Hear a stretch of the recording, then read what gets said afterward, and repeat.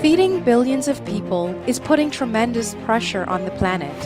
The emissions, biodiversity loss, and deforestation caused by our food systems are a major part of the problem. But together, we can change that. The UN Food Systems Summit is working towards a world in which our food systems protect and restore nature rather than tear it down. So, how do we get there? We worked with thousands of people from across the globe to identify promising solutions backed by evidence that have the power to transform. Now, it's time to act. We can incentivize sustainable agriculture by giving people the financial tools they need to do their work in ways that benefit the environment. We can develop a system that sets environmental standards to govern food trade. We can restore native plants along riverbanks around the world, reducing soil erosion and shielding water systems from farm runoff. We can innovate sustainable production solutions for nutritious aquatic foods. The diverse animals, plants, and microorganisms harvested from and grown in water that are essential to healthy diets. We can encourage a more sustainable livestock sector, which has a great potential to protect animal health, capture carbon, and improve the fertility of our soils. We can promote an inclusive model of conservation led by indigenous people who can share their ancestral knowledge of food systems. We can increase agricultural biodiversity by adopting production models that support people, the planet, and economic prosperity. We can implement new climate-smart innovations and techniques that improve the nutritional value and resilience of crops. We can develop an enhanced monitoring system to track progress in land restoration and to help build the business case for further investments. We have a long way to go, but these solutions and others like them have the power to deliver the future we want, a future where our food systems protect and restore our planet.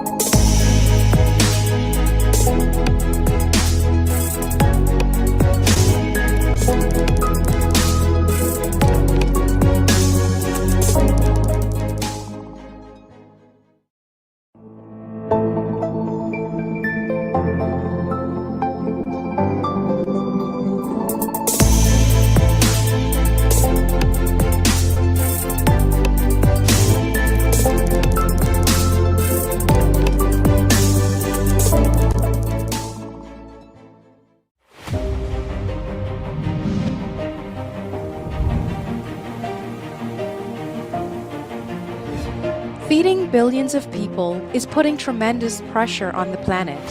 The emissions, biodiversity loss, and deforestation caused by our food systems are a major part of the problem. But together, we can change that. The UN Food Systems Summit is working towards a world in which our food systems protect and restore nature rather than tear it down. So, how do we get there?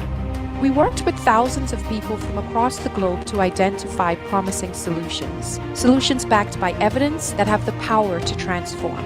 Now, it's time to act. We can incentivize sustainable agriculture by giving people the financial tools they need to do their work in ways that benefit the environment.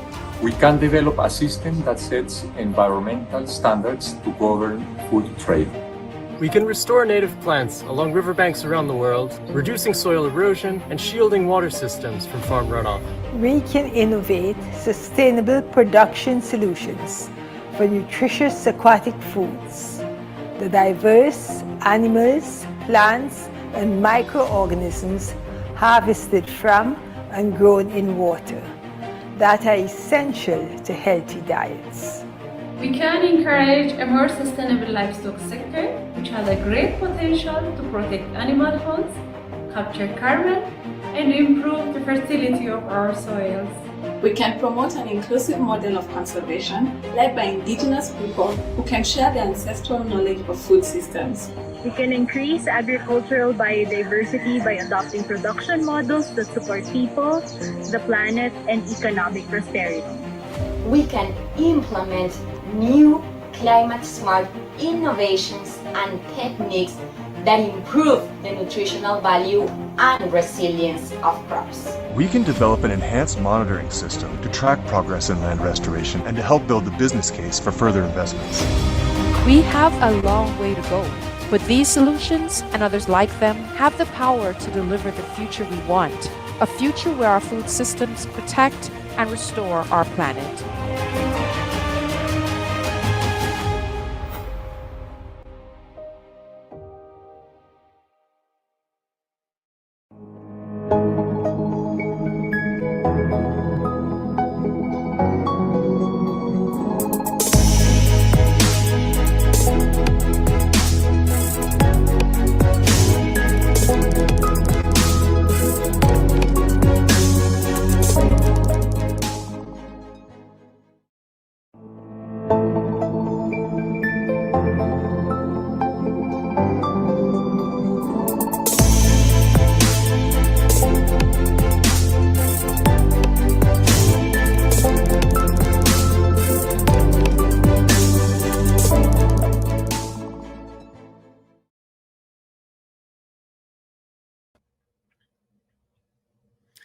Hello, my name is Alex Halliday, and I am the Dean of the new Columbia Climate School and Director of the Earth Institute. I am thrilled to welcome everyone to today's event, ClimateShot, the agricultural innovation race to save our planet. This event is co-hosted by CGIAR's research program on climate change, agriculture and food security, or CCAFS, the Foreign Commonwealth and Development Office of the UK government, the Columbia Climate School, and the Earth Institute's Healthy and Sustainable Food Systems Network. 2021 is a crucial year for both climate and food. We have a unique opportunity to bring these agendas together. Key conferences are being held to agree on an ambitious set of actions for the decade ahead, including the UN Food Systems Summit and the UN Climate Change Conference COP26 in November. This ClimateShot event will join the dots between these food and climate agendas at the highest levels of leadership and connect the discussions taking place between the UN Food Systems Summit and COP26. In much of the world, climate change is already altering regional growing conditions and making them more unpredictable. Climate-induced increases in temperatures, rainfall variation, the frequency and intensity of extreme weather events are adding huge pressures on global agriculture and on food systems. Just here in the US, tree ring data suggests that the drought in the western part of our country is the worst for at least 1,000 years. We have water shortages and repeated wildfires, and in the south and eastern US, there is repeated extreme rainfall. To sustain agricultural systems with consistent high quality yield, you need a soil system that has to underpin it all. According to a 2015 report from the Food and Agriculture Organization of the United Nations, about 1/3 of the world's soil is moderately to highly degraded, and the conditions causing that degradation are overall getting worse. Given these changes, farmers are finding it harder to consistently grow enough food to meet increasing demand. The uncertain impacts of climate change will further increase the production risks faced by the agricultural sector. Agriculture also contributes a significant share of the greenhouse gas emissions that contribute to climate change. 17% directly through agricultural activities and an additional 7 to 14% through changes in land use. It is therefore both part of the problem, but also potentially an important part of the solution. We know climate change will be worse in future. The longer we take to deal with it, the harder it will be. And already the agricultural sector is not on track to support the achievement of the 2 degrees Celsius goal, or even the 2 degrees Celsius goal of the Paris Climate Agreement. It is estimated that current agricultural technologies and practices can only deliver 21 to 40% of the emissions reductions required from that sector. This innovation gap exists despite considerable investment in agriculture and in innovation to achieve food security and enhance the resilience of over 500 million small-scale farmers at the front line of climate change.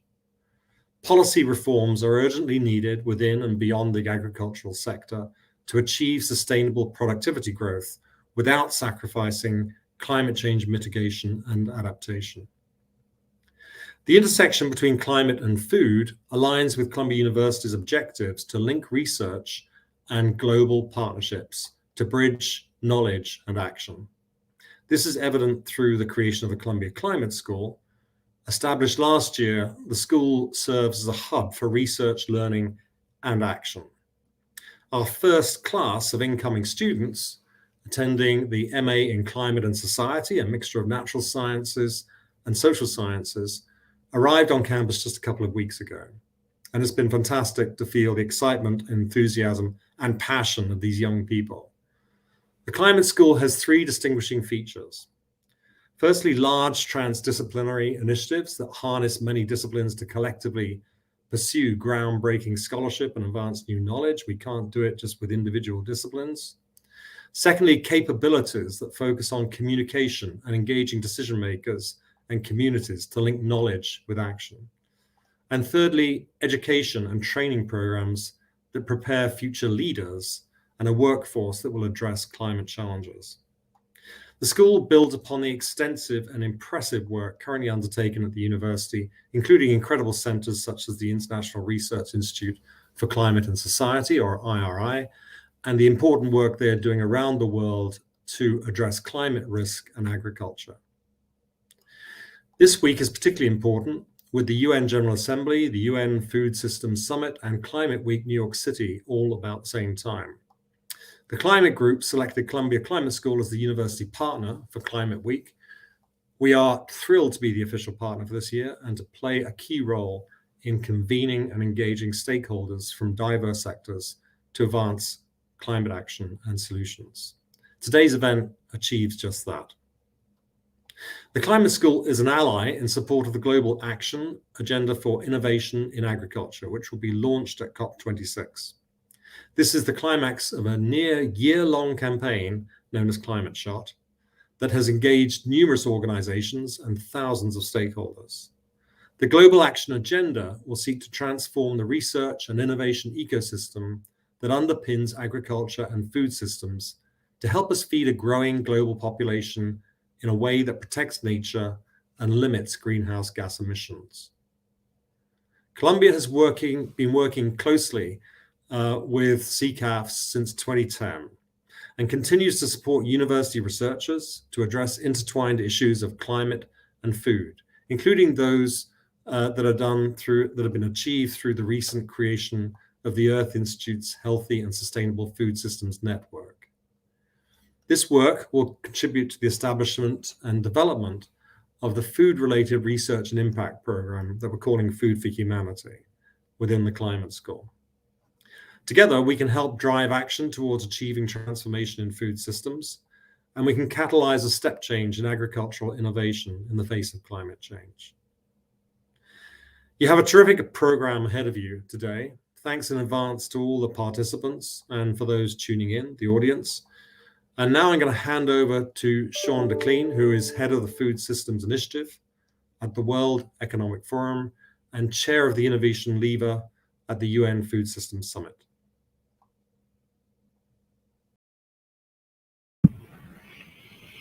Thank you. Thank you very much, and wonderful to be here today on the eve of this unique moment where the UN will host the UN Food Systems Summit later this week. And so this discussion is actually very exciting today, just in the sense of also creating the links and the bridges that are needed. As was said, my name's Sean DeClean. I'm a member of the Executive Committee of the World Economic Forum, and I chair the United Nations Food Systems Summit Lever of Change on Innovation, which we've been honoured to co-curate together with the international NGO Mercy Corps. So this year will be pivotal in many ways because the world has to get back on track, and in a way that is safer, that is more sustainable, and that is inclusive for all. And we have the blueprint for action that already exists in the form of the SDGs, and the announcement by the Secretary General that we will have a food systems summit in 2021 that is both a people summit and a solution summit to deliver on progress against all of those 17 SDGs is absolutely vital. And food is a critical enabler within that whole agenda across all of those SDGs. And as we've heard, we just have 9 years to achieve the Sustainable Development Goals by 2030. In agricultural terms, that would be 9 harvests if you take some crops. And so that is not a long time at all. A huge amount of work has gone into preparing the summit. There's been thousands of game changer initiatives submitted with lots of dynamic ideas being presented for change. We've seen a lot of quite significant multi-stakeholder initiatives, a number of which will be announced and promoted at the summit later this week. We've also seen the Food System Summits dialogues take place across the world. More than 150 countries have actually owned and taken forward food systems dialogues, with over 50 to 60 of those countries expected to, out of those dialogues, present pathways for change at the summit. But in addition to that, there's also been thousands of independent dialogues that have taken place as well to complement this. And we've seen a number of red threads emerge through these dialogues that really are common across many areas and in many parts of the world. A cornerstone of the summit's work has been to actually build and support national and regional pathways, and the dialogues have played a critical role in leading with that. But as I said, they've also highlighted these critical areas with over 690 million people undernourished, with 3 billion people who can't afford a healthy diet, contributing to between 20 or 30% of greenhouse gases, requires that we really look at and address food and land use challenges properly in a much more comprehensive way. The summit will give rise to 5 ongoing action areas where the UN would place a particular focus and take increased responsibility to link between local and global and the needs there, and support implementation of both country and regional issues to really maximize impact on the 2030 agenda. So these 5 areas are to nourish all people, to boost nature positive solutions, to advance equitable livelihoods, decent work, and to empower communities. The 4th is to build resistance to vulnerability, shocks, and stresses. And finally, to look at how we support this through means of implementation, looking at finance, innovation, technology, data, governance, capacity, and human rights. So today, my first observation that I want to leave with you is that what we are seeing in the Food Systems Summit, and really highlighted by COVID, is a number of structural risks that we need to address through a systems approach. And we need to adopt this systems thinking. We need a silo-busting agenda to our collective work. We need new business models for achieving that food systems transition that don't accentuate the divide, but actually create more awareness of the trade-offs and create a space to listen to each other and to the concerns that we have as we undertake this transition, and put those collective aspirations into action. If we are to successfully at all build back from COVID-19 in a way that is better than before. So from the beginning, this People Summit and Solution Summit has sought to accelerate that action by all actors. And there has been that strong focus on multi-stakeholder commitments to action. But however, this means working together in a much more interlinked way. And single issue approaches that operate in silos really need to be addressed in more comprehensively so that they align across the areas. If we're looking at nutrition, we can't just look at nutrition alone. If we're looking at climate change, we can't just look at climate change alone. Or if we're looking at trade, we can't just look at that alone. Or if we're looking at rural development, we can't just look at that alone. And so neither can we take a silo approach, or can we expect any sector or industry or institution to be able to do this alone. So it requires, the second observation I would like to make is that that in adapting an integrated response will require this systemic approach to silo busting, building those multi-stakeholder platforms for transition that are really cognizant of local realities. And in adopting that platform approach that enables stakeholders from various sectors to engage, bring their particular issues to the fore, but do that in a collective way. At the UN Food Systems Summit and Action Track 3 in particular, that have done an excellent job at breaking those silos, of looking at what needs to be done in food systems. How do we take that forward to COP26 later this year? How do we build that out through the coming decade? Linking food systems transition to climate objectives under the Paris Accord, to issues around nature, illuminating both the interdependency of these areas, but also how we can address them together.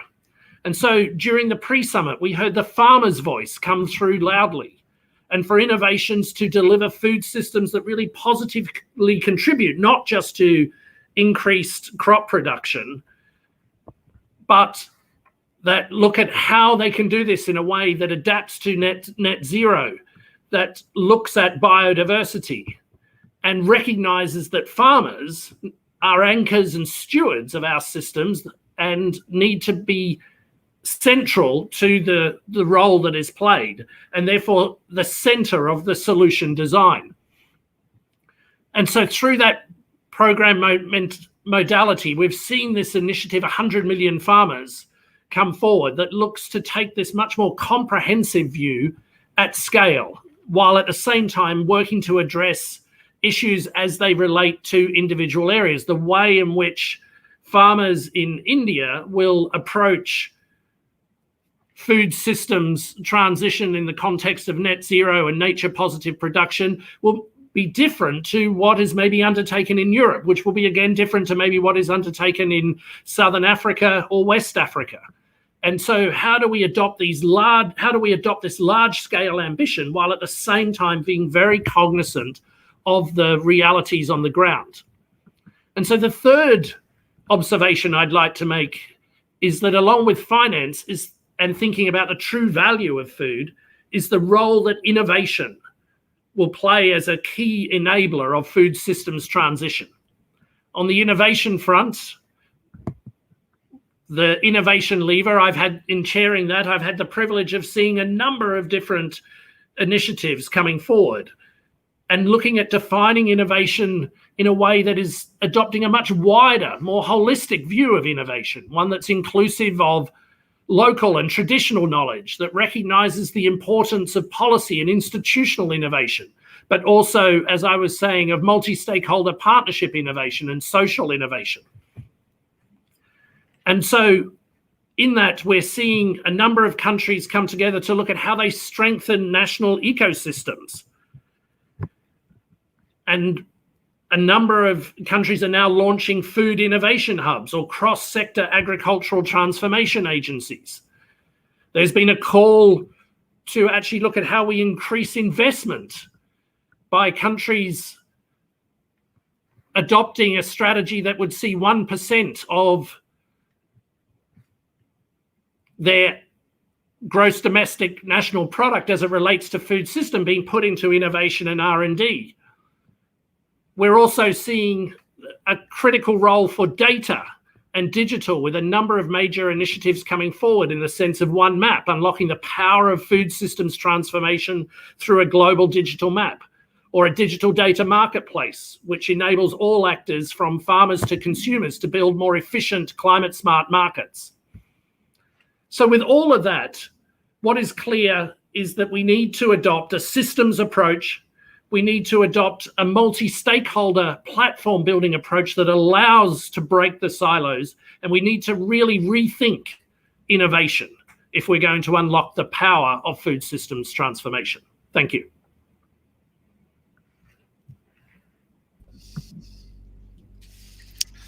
Thanks, Sean. Thanks a lot. So we're going to move on to the panel section. I'm Bruce Campbell. I'm the director of the Climate Change, Agriculture and Food Security Program of the CGIAR, CCAPS. We have 5 panel members, and as Alex has indicated, agriculture, the sector is not really on track to meet some of the targets, and innovation is a key part to getting it on track. Sean has indicated that food is a critical enabler across all the SDGs. And one of his key points is that it can't be innovation, business as usual. We have to rethink innovation. So we're asking our panel members to give short statements on how we can reorientate innovation to make food a key enabler. Let me quickly introduce the panel members. We have Patrick Brown. Patrick is the CEO and founder of Impossible Foods. We have Ismail Sunga. He's the Chief Executive Officer of Southern African Confederation of Agricultural Unions. Walter Bathgen, Senior Research Scientist at IRI and the Co-Director, Healthy and Sustainable Food System Network. Leslie Karen Vincent is doing a Master's of Public Administration in Development Practice at the School of International and Public Affairs, Columbia University. And Tina Latif. She's the Director of International Relations in the Office of the United Arab Emirates Special Envoy for Climate Change. So we hand it over first of all to Pat. Go ahead, Pat. Am I audible? Very good. Okay, yeah. Well, thanks very much. I'm really honored and thrilled to be part of this panel. I'd like to today to be provocative, to provoke an honest conversation about our only real opportunity to simultaneously reverse the collapse of global biodiversity and turn back the clock on climate change. And of course, it involves the global food system. First, biodiversity. According to a recent report from the World Wildlife Fund, the total number of living wild animals on Earth, including mammals, birds, reptiles, amphibians, and fish, across the board, is less than a third their number just 50. We're in the stages of a catastrophic ongoing collapse of the global biodiversity that's essential to the function and stability of the ecosystems that keep our planet alive and our lives worth living. And it's overwhelmingly due to the huge scale and destructive impact of animal agriculture on habitats and ecosystems, not just factory farming, animal agriculture, extensive and intensive across the board. The global land footprint of animal agriculture is greater than the area of North, South America, and Australia combined, more than 80% of the total land footprint of humanity. And it's growing every day. And for comparison, every city on Earth fits comfortably on less than 1 of Earth's land surface. It's livestock, not cities. Most of that is cattle. Get this, the 1.7 billion domestic cattle living on Earth today outweigh every remaining wild terrestrial vertebrate by more than a factor of 10. Get it? We've systematically replaced nature with cows.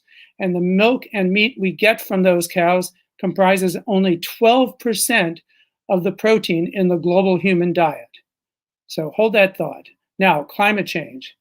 Several recently published studies have concluded that in the past 2 centuries, as biomass was lost from the land now devoted to animal agriculture, around 800 gigatons of CO2 were released into the atmosphere in the process. That's equivalent to 22 years of current fossil fuel emissions. That's actually good news because it means that by phasing out animal agriculture, we could unlock negative emissions sufficient to negate 22 years of fossil fuel emissions. And that's not all. Livestock are also a major source of two other greenhouse gases, methane and oxide. Both gases have a very special and valuable property unlike CO2. They're unstable in the atmosphere, spontaneously decaying with half-lives of around 10 and 100 years, respectively. So reducing emissions of those gases doesn't just stop making things worse. It unlocks negative greenhouse gas emissions.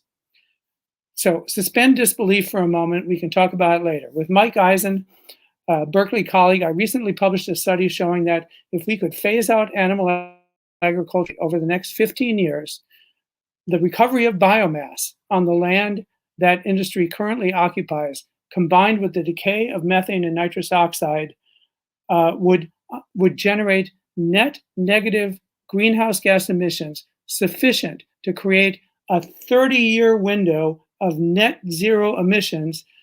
That this one change alone, 30-year window of net 30, and it would offset more than 70% of ongoing fossil fuel emissions through the end of the century. Even if we did nothing to reduce fossil fuel emissions, that paper is published. You can look it up and send me an email if you think the data are, if the conclusions are right. Equally important, replacing animals in the food system is the only chance for recovery of the biodiverse ecosystems we've lost over the past half century and more. And therefore, it's our only chance to avoid a massive extinction crisis. This transition does not need to threaten the livelihoods of farmers and ranchers, not if we manage it well. In fact, farmers and ranchers are our natural allies to employ and engage as stewards in restoring the ecosystems historically degraded by livestock. But what about the nutritional impact? That's an important question. But note that the protein yield of this year's soybean crop alone, corrected for protein quality, exceeds the total protein in all the meat consumed this year by more than 50%. And there are, of course, many other sources of plant proteins. I'm just using that as an example. But let's face it, the demand for meat is driven more by pleasure than nutrition. And that's an important point because it means we can't solve the problem just by replacing the nutrition. If that were the only thing we need to do, it would be. But there's now good evidence that it won't be long before the most delicious, nutritious, and affordable meat in the world will be made directly from plants. For example, this year, 3 different meat products made with the leading plant-based meat technology. Pat, you need to wrap up. Okay, I'm just done, basically. Decisively beat the best-selling respective animal products in large blind taste tests with mainstream consumers of animal meat. So any chance to avoid climate catastrophe and the final collapse of global biodiversity is utterly incompatible with the global meat industry. And the good news for all of us and for future generations is that thanks to innovation and free enterprise, and even without any global mandates, that industry is not long for this world. Thank you. Great, thanks. So Ismail, over to you. Give us a farmer perspective on the issue. Thanks, Bruce. I think part of what I was going to be saying was laid out by Sean and earlier on at the start.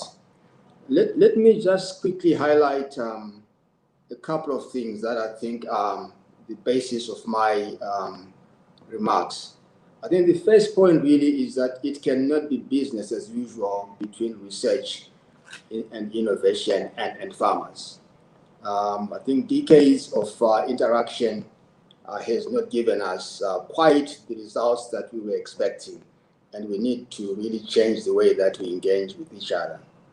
The first point in this respect to highlight is about the lack of alignment, in my view, between the focus of research and the needs, priorities, and concerns of farmers.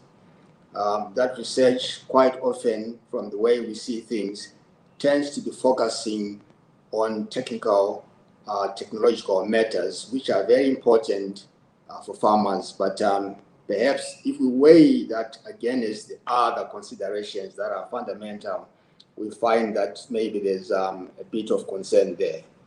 Most of the issues that farmers are confronted with, in my view, lie outside the domain of purely technical and technological fronts and scientific fronts. It is much more about basic infrastructure that enables them to do the very basics that are required for human beings to thrive and prosper. It is about policies, about institutions, about engineering societal way of doing things. But you find that less and less of research is going in that direction. So the core here is that let's look at how research priorities and agenda setting is actually speaking to the priorities and concerns, both operational and strategic, of farmers. That's the first point. The second point really related to that is bringing accountability, is how do we measure the success of research and innovation?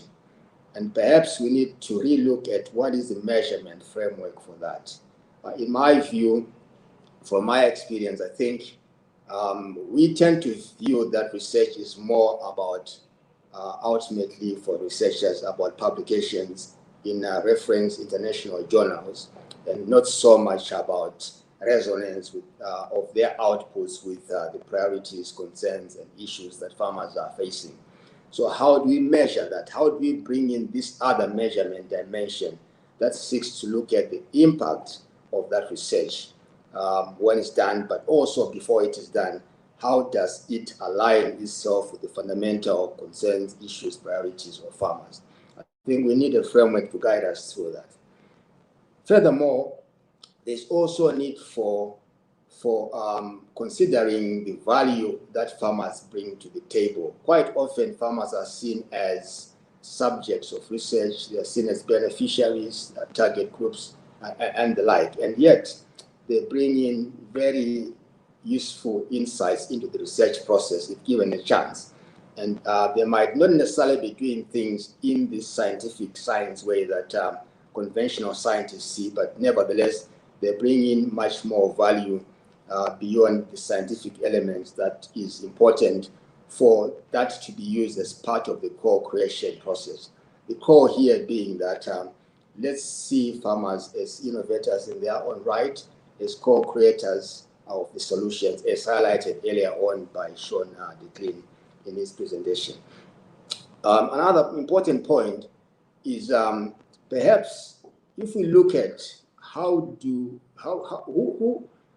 want to state this by saying he who pays the piper plays the tune. Why am I saying this? I'm saying this because if one is actually carrying the kitty or the money and is looking for a research agenda to address, it seems not to be the right arrangement.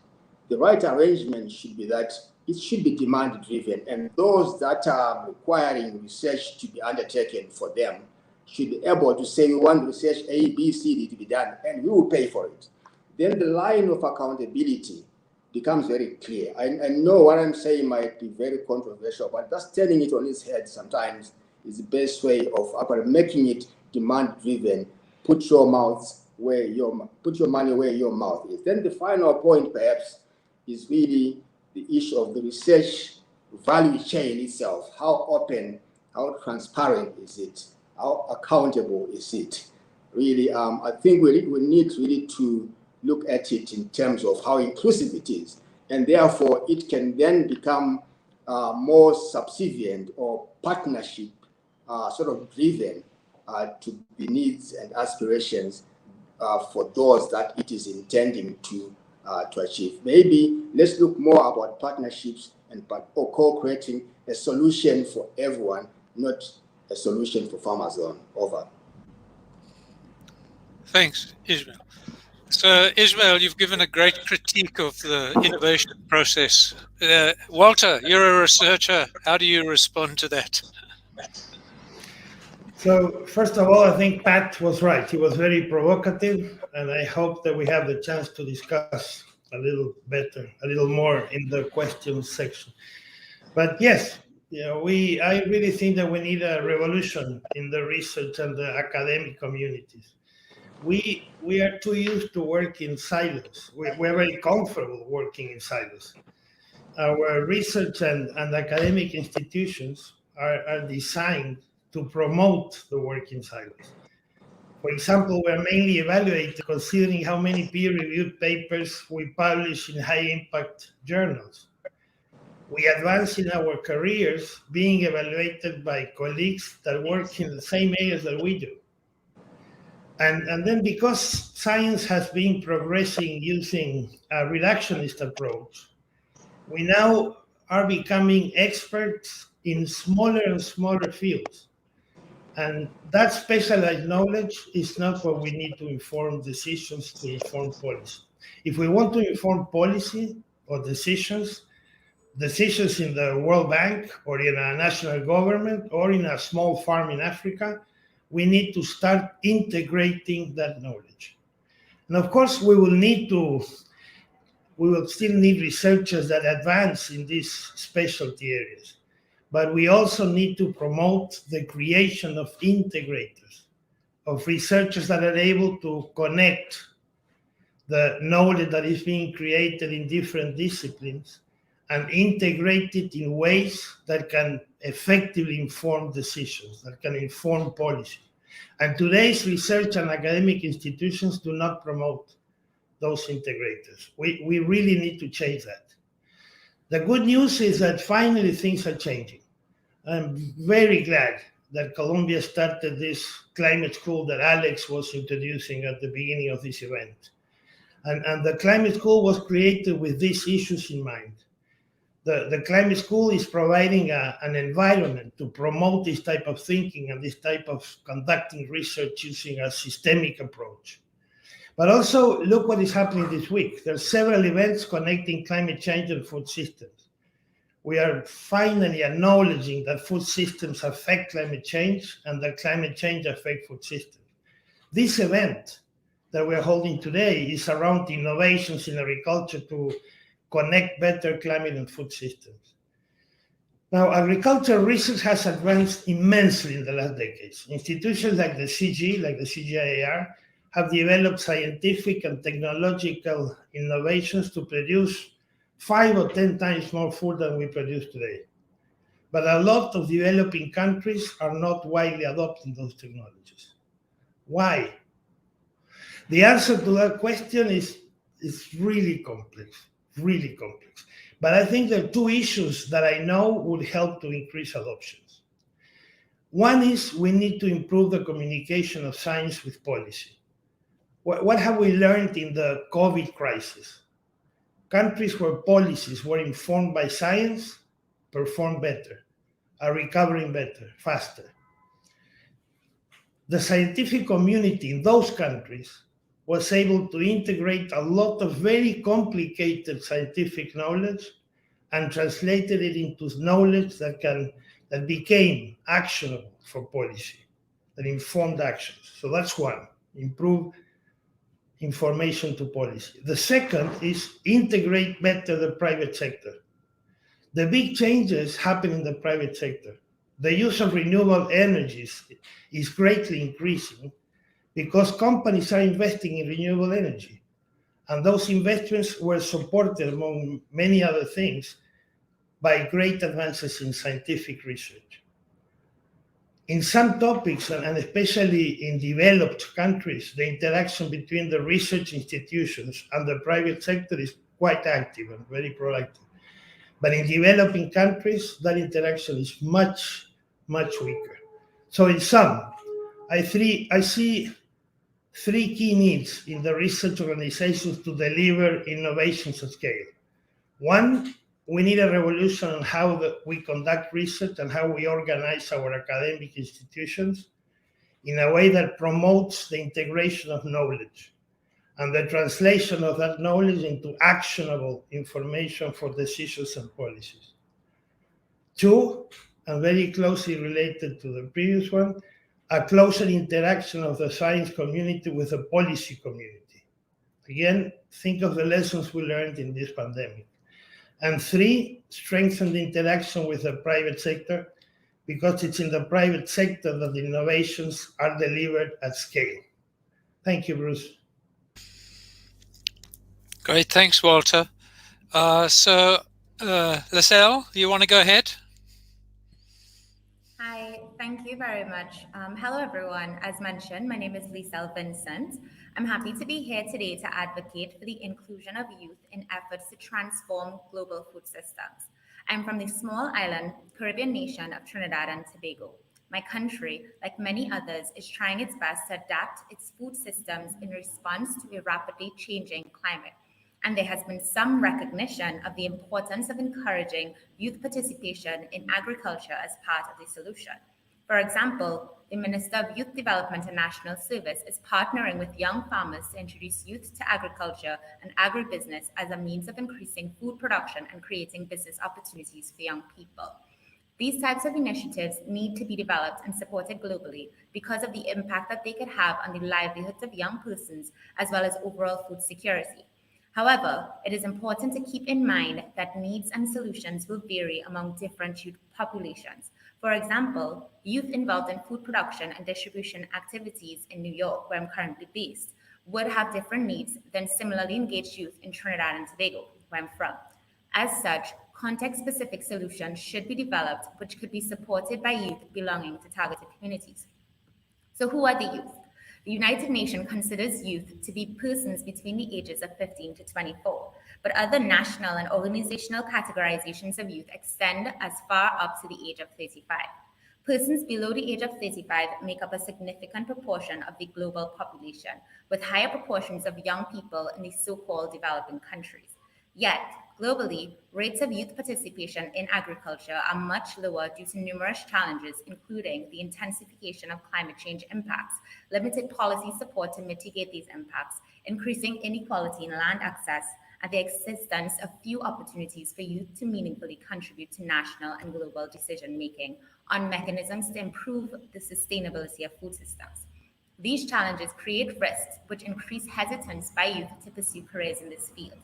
However, it is important to recognize that despite these challenges, many youth around the world are already working on grassroots initiatives to transform food systems because young people want to be a part of the solution.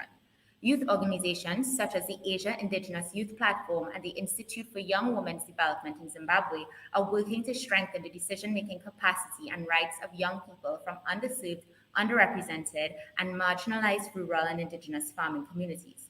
In metropolitan areas such as in East New York and Washington, D.C. in the U.S., youth-led initiatives such as the United Community Centers, Youth Farm, and Urban Beat are growing produce to feed urban communities while introducing urban youth to organic, regenerative, and sustainable farming techniques. Young people are also using social media to advocate for climate action, sustainability, and food sovereignty in a way that we could not have begun to imagine a decade ago. We all know of the Sunrise Movement and of Greta Thunberg, but there are thousands of other youth-led organizations and individuals using social media platforms to raise awareness and inspire change. Policymakers in the public and private sector need to seek out the work that youth are already doing and provide financial and technical support. Youth should be given the opportunity to meaningfully present their ideas and opinions and have them incorporated into national and global activities to transform food systems and improve resilience.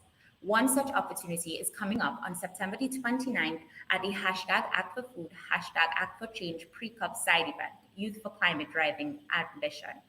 Youth participating in this event will participate in a global discussion on developing clear priorities for food system transformation.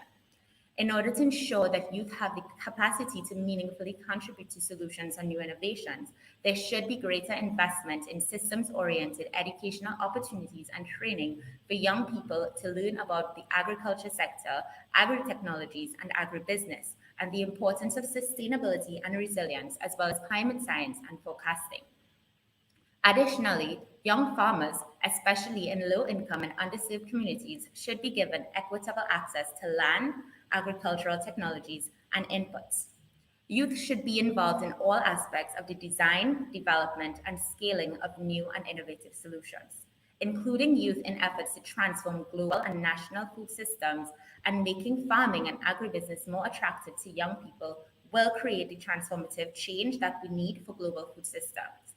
Let's start today to not only recognize the potential of including youth in global conversations, but to strive toward getting youth in all rooms and including their perspectives and ideas in the development of solutions to create resilient and sustainable food systems. Thank you. Great, thanks a lot, Lucille. And so our final panelist, Tina, how are governments going to provide the necessary policy support to do the kinds of things that Sean has been talking about and the other panelists? Go ahead, Tina. Thank you so much, Bruce. Such a pleasure to follow each of these excellent colleagues on this panel today. And it's certainly my pleasure to join you today to discuss how agriculture and food system innovation can be a tool for climate action. So historically, and certainly in my own experience, so much of the global dialogue and attention on climate innovation has gone to decarbonizing the energy sector and the importance of shifting to renewables. And indeed, the United Arab Emirates, who I work for, is certainly proud to have played a role in making renewable energy the game changer it is today. But at this particular moment in time, what we really want to do is see the same drive and focus on innovation for the agriculture and food system sector. Simply put, and to build on what Dean Halliday said in his excellent introduction, as well as the other wonderful speakers here today, we really need to start talking about soil as much as we talk about oil. And so together with the US, the UAE has conceptualized the Agriculture Innovation Mission for Climate, or AIM for Climate, which I'll link the website shortly after I stop these remarks. But this is an initiative that we've built with inputs from many different stakeholders, which we hope will be a vehicle for aligning political will and budgets around this particular kind of innovation. We previewed AIM at President Biden's Leader Summit for Climate back in April, and we've continued to build and profile the initiative, including during this week's Food Systems Summit, where we're really excited to have tripled our supporters and to be announcing a new cohort of members. AIM will significantly increase investment in food systems innovation by 2025, with the objectives of reducing greenhouse gas emissions, helping countries and farmers cope with the severe impacts of climate change, and all the while creating new jobs and driving economic growth. We'd certainly welcome the participation of new countries.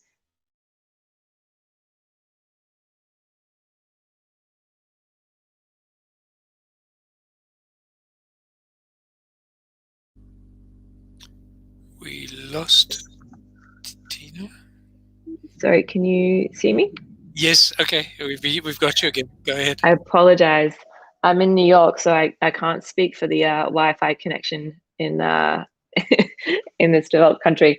But to bring back what I was saying was, when we formally launched the initiative in Glasgow at COP26, what we'd like to do is send a resounding message that agricultural innovation matters, and that we have an impressive and diverse group of partners committed to accelerating its progress.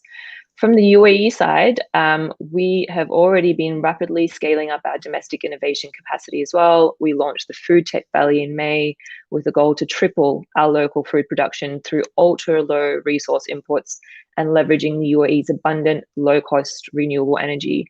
The Food Tech Valley will act as a regional nucleus with R&D facilities, an innovation center, a smart logistics foods hub, and a slew of other things. But I'd like to conclude today, and I know time is quite limited, in just reflecting on the idea that innovation, at its core must be a force for good. And to that end, I'd like to highlight 3 guiding principles, which some of the speakers have touched on earlier. So first, innovation absolutely must benefit all food actors rather than deepening technological divides between countries. And as Ismail eloquently put it, engagement with farmers in the development process and a focus on how innovation is applied in the field is critical.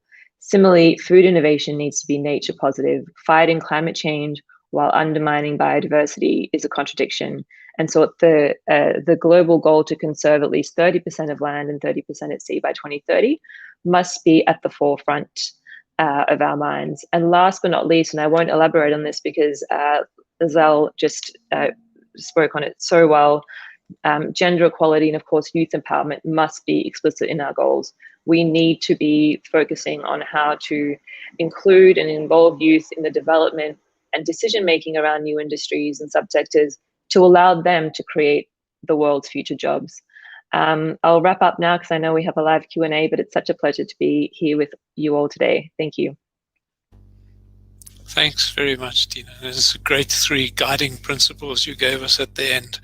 So I've got I won't make a lot of comments because there's a lot of questions that have come in, and I'll just shoot straight away to the questions. And the first one is to Sean.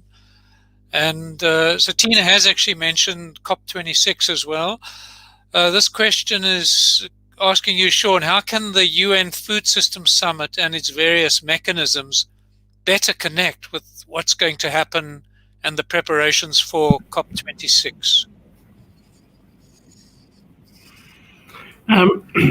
So in a way, it's very exciting that the Food Systems Summit is taking place, and then you have the lead in to both the COP26 on climate, but then also subsequently the COP on biodiversity. And so there's been a number of efforts to make sure that these are actively linked. I think the work of Action Track 3, as I was referring to earlier, has made a strong engagement with the UK government to make sure that that there is links. It's coming through in a number of ways through a number of initiatives.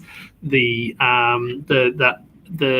Agricultural Innovation Mission work that Tina was just referring to has been actively promoted and linked into the ongoing work of the Food Systems Summit. I know that as I chair the Innovation Lever, and it's come through there. And so we see that. But at the same time, it's something that we really have to work towards, which is building these linkages and seeing that this isn't about a series of individual summits. It's about connecting the dots between those summits in a dynamic and active way. Great, thanks, Sean. The next one is for Lacelle. So your words about the youth action are really inspiring, and we're engaged in this Act for Food, Act for Change campaign. But do you think that there's a change in heart, or do you think that leaders are listening? Is there really going to be a step change in youth engagement in these activities? Go ahead, Lacelle. Hi, thanks so much for the question.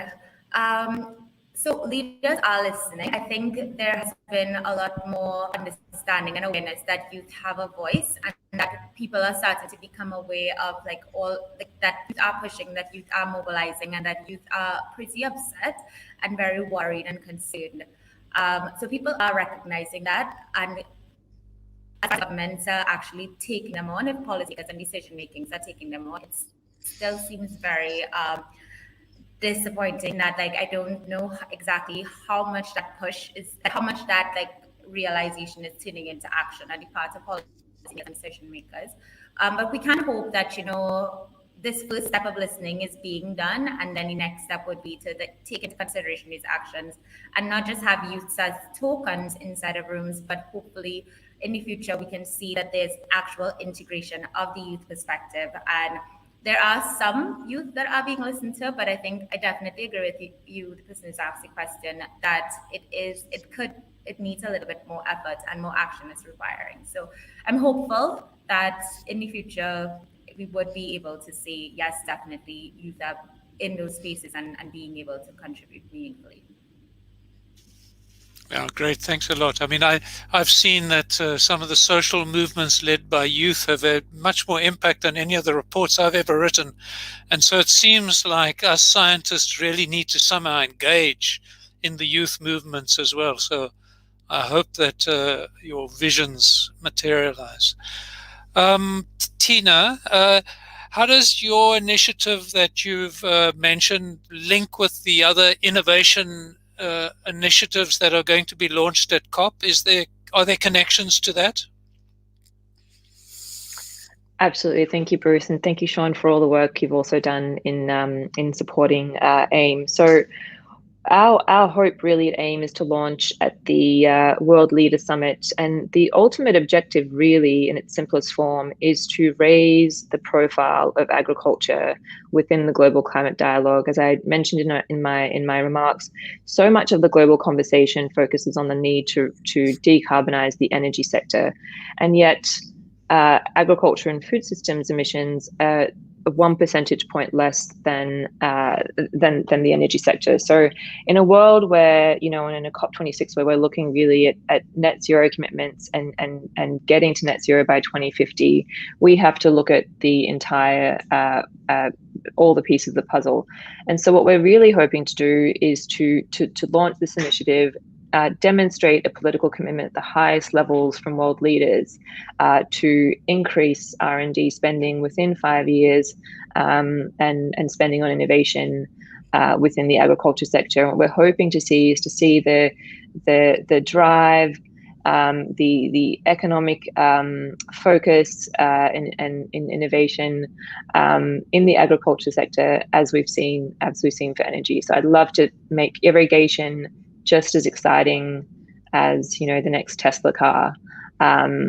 So that's probably a lofty goal. We'll see if we get there. But I certainly think the conversations like this, I think all the conversations that have been said around, you know, how siloed the conversations are completely pertinent. But what we're hoping to do, at least from the political level, from the government level, is to get this as high on the agenda as much as we can, because I just frankly feel like we don't speak about it enough within the global climate context. I love that vision of making agriculture like the next Tesla car. I did something like that a couple of years ago and put up some of the innovations like solar irrigation, which meet multiple objectives, or this alternate wetting and drying in rice, which reduce greenhouse gas emissions. And I think it can be done. So I think it's partly our ability to communicate better about some of the innovations that are possible in agriculture. There's one for Ismail. So Ismail, you paint, you suggest a whole lot of things where research should change. And personally, I think your vision is totally correct. But it will be quite a step change in going to what you vision. For example, farmers having the funds to commission the research they need. How do you think? What is the pathway to change? How are we going to make it happen? Thanks, Bruce.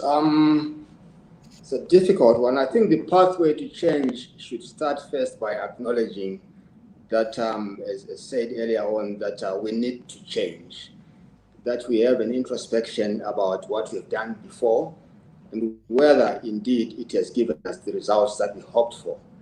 I think frank and fair assessment of that would tell us on both sides that we have not done near enough. So that admission is important. The issue really about the principles of what is guiding us to the future is fundamental in our view, because if you don't harmonize at the point of principles, then it's very difficult to set the right ambitions related to those principles. So let's agree that yes, it might be difficult to turn it around that way, but it makes sense. It's better to move slowly on things that make sense than to move very fast on things that are not making sense. So if it makes sense that the one that requires the service pays for it, and the person who is providing it becomes accountable to that person as a principle, I think no one can shoot that one down.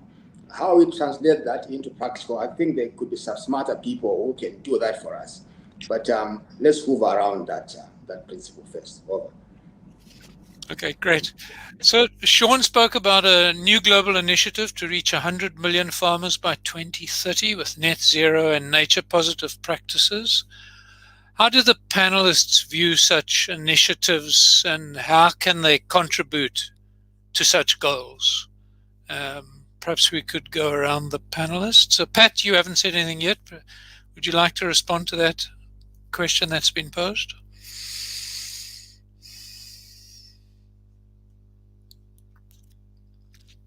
You're muted at the moment, Pat.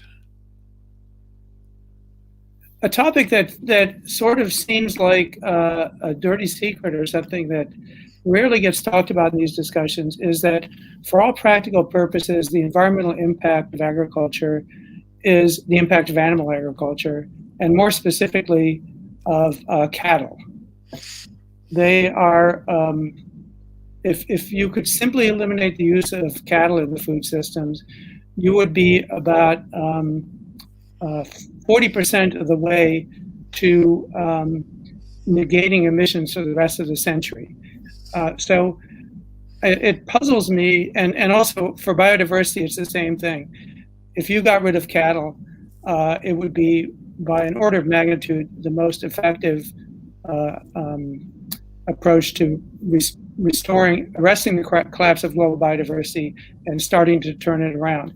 And it kind of baffles me. I think all the topics that the other speakers talked about, I wholeheartedly embrace.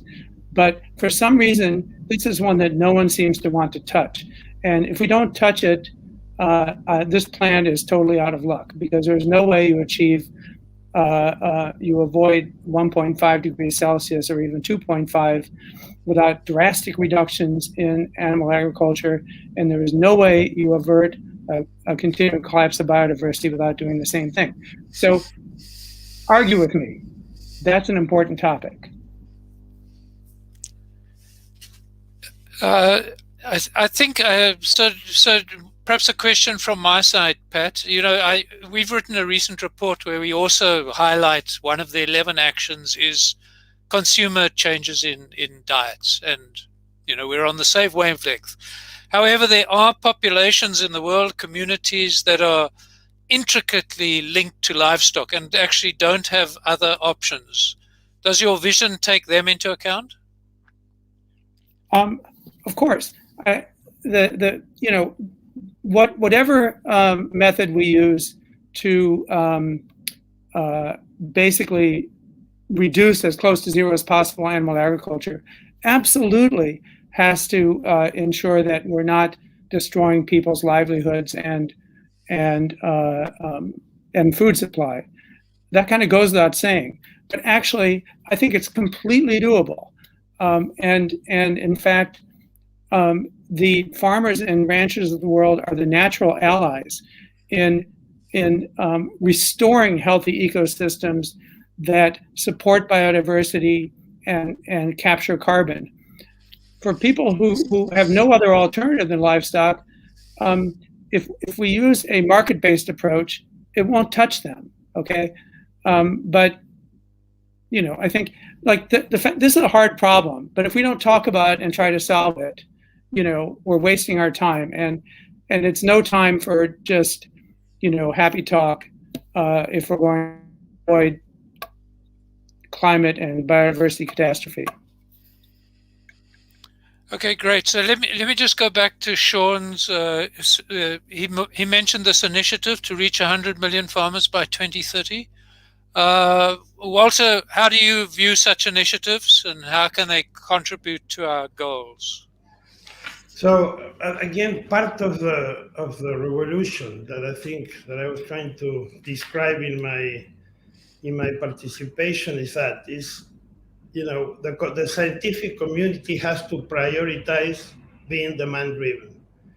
There's some issues that are needed to improve the agriculture production systems, and they may not be the most interesting scientifically. Maybe you don't get a paper published in Nature, in Science. But if we are serious in trying to inform policies, inform decisions, inform, you know, farmer production systems, we have to do that. We have to prioritize the demands. And I don't know, I completely agree with Pat that there's some issues that we should talk more openly. And the issues that Pat brings up is one that is very important.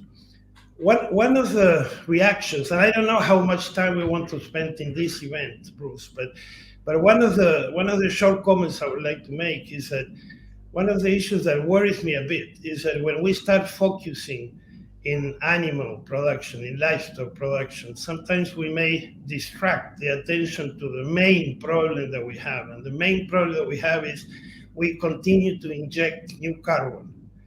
Right? We are adding carbon to the carbon cycle. We are adding carbon that was not in the cycle. And then there are millions of hectares where you have natural grasslands, where if you're really interested in biodiversity, and if you take the animals from those natural grasslands, you destroy biodiversity. These are grasslands that have been evolving for millions of years with large herbivores on grazing on those grasslands. So I think we have to be careful of not simplifying too much. One, because of what you said, Bruce, there's a lot of people that live from these production systems, and especially in the natural grasslands. I don't think that's where we need to pay a lot emphasize. And again, I worry that these discussions distract the real important discussions, which is eliminate fossil fuels. If you're interested in methane, just by cutting 20% the losses from the fossil fuel, methane fossil fuels, you go to a balance zero. So I think we need to be careful. That's all. And this is why having a scientific community that is systemic, that is not just looking at one aspect, is so important. Thank you. Good. Do any other panelists want to respond to the? Can I respond? I just want to say one thing. If you look at the most recent IPCC report, you can see that it is acknowledged that just eliminating fossil fuel combustion will not avoid climate catastrophe. And the reason is because you can't just, that CO2 that we've already pumped out there is not going to magically disappear. And it's going to be heating the planet every single day unless we do something that can generate negative CO2 emissions. And there is literally no other technology that exists on Earth other than photosynthesis that is proven to work on the scale necessary. And the way you unlock photosynthesis is not with seeds, not with shovels planting trees, it's with land recovering biomass. And 80% of the human footprint on land is animal agriculture. So that is the huge land reservoir for getting us negative emissions. And eliminating methane and nitrous oxide, yes, fossil fuels emit net methane, but livestock are at least as big an emitter of methane. And if we eliminated livestock, we would get massive net negative emissions, and virtually all the nitrous oxide in the atmosphere comes from livestock. So that is a big solution. And one of the things you said is, grasslands have had grazing herbivores for millions of years. Absolutely true. But they haven't been cattle. And when they lived and died on that land, the nutrients that were in their bodies was returned to the land and not shipped to New York City. So there's no comparison here. Okay, I want to just turn to another question. Sorry, I just wanted to give a quick point as well. I definitely agree with some of the comments that my colleagues have made, and I just wanted us to add also another really important thing to recall is to remember, because going back to the initial question is looking at reaching farmers, but I think it's really important for us to be a bit more specific in which farmers are causing more of the problem. And so these subsistence livestock rearers, those aren't the ones creating this issue. And so I think it needs to be very much highlighted that it's the large mass producers of livestock that are causing the problem. They are causing leading to deforestation and a lot of these issues that my colleagues mentioned. And so I think it's very important to recognize that it's this mass production that is the issue, and to target that. And I think Walter had mentioned to be demand driven as opposed to production driven, and I definitely want to agree with that point. Because there are a lot of subsistence farmers that have just a few livestock that they're raising, and it's dangerous to put forward, I think, the idea that it's just livestock production in general. I think we should focus on the mechanisms of production and how much is being produced, and also how much is being wasted, especially in the so-called developed countries. A lot of food and meat is being wasted, and to try to find more sustainable ways of food production, of food distribution. So I just wanted to make that point. Thank you. Great point. I totally agree. Pat, let's just move on to another topic, please. Let's move on to another topic, please. So we have a question from Thailand where they say, if you want, let me just read it. If farmers would be at the center for food transformation in Thailand, they need three things: water, finance, and markets. Ismail, what do you say to that one? What do you need from a Southern African perspective? A short answer, please. No, a short answer is that we need everyone. It's not a farmer's problem. It's a society's problem. It's a value chain problem. The moment you now see it as a farmer's problem, then we have a fundamental problem. When we're talking of systems, we're talking about crowding in everyone, because everyone is responsible and everyone must pay and everyone must also reap the benefits. The same for the livestock production system that we're being referred to. I think it is not the problem of farmers alone. It is everyone. So everyone must pay, everyone should contribute towards value creation. Tina, you want a quick word, please? No, I think I'd love to end on Ishmael and Luzel's remarks. They were quite meaningful. I know we have remarks in a few seconds. Okay, great. Okay, so let's go on to the closing remarks. And I'd like to introduce Victoria Prentice. She's the Parliamentary Under-Secretary of State at the UK Department for Environment, Food and Rural Affairs, DEFRA. Victoria, you go ahead. Okay, brilliant. Well, that was quite a discussion, wasn't it? You had all viewpoints represented there, but I'm really pleased to join you today. This session is a really great opportunity to bring our food and climate agendas together so that we can transform agricultural innovation systems for people, nature, and climate working together. Our ambitious environmental goals can only be achieved if we work as one, and we have already taken some really important strides, I think, in the right direction.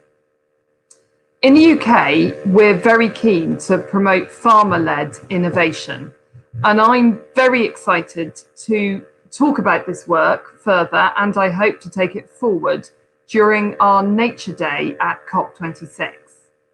Maintaining food security while achieving our environmental goals is our biggest challenge. We must close the innovation gap. In England, we've recently invested a great deal in our Farming Innovation Pathways competition, which will help boost the research and innovation that farmers really need. Looking internationally, we're working on this issue through coalitions. One example is the Agricultural Innovation Mission for Climate. This was initiated by the US and UAE to promote technologies that we all so desperately need. Another really good example is the Forest, Agriculture and Commodity Trade Dialogue, or FACT. This brings nations together to support productivity growth in a way that protects our forests and, very importantly, our biodiversity. We're also working through our 100 Million Farmers initiative with the private sector to aid climate resilient crops and other technologies. This will help us achieve net zero, nature positive food systems as well by 2030. As the Minister for Agriculture and a farmer myself, I know firsthand how vital innovation is for supporting farmers and tackling the biggest crisis of our time. Whether it's new climate resilient crops, new approaches to pest threats, or improved access to weather forecasts. That's why I'm calling on governments, businesses, international organisations, and research partners to join the global action agenda for agricultural innovation. We want to set a common goal to drive a just transition. I'd like to finish by inviting you to visit our ClimateShot website to share your innovation stories with the rest of the world.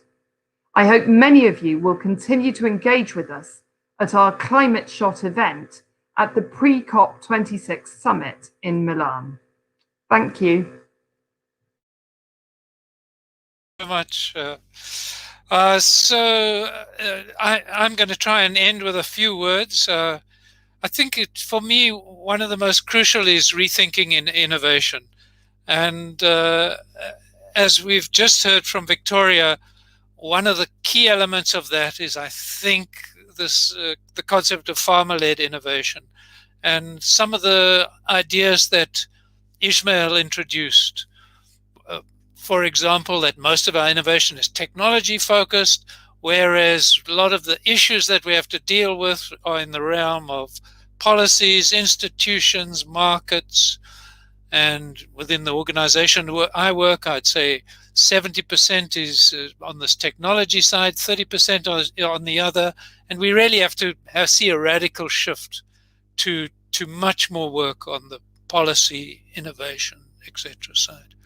I think the whole issue that Sean introduced right from the start, and Tina took it further in terms of breaking silos and getting all food actors into the innovation cycle are crucial.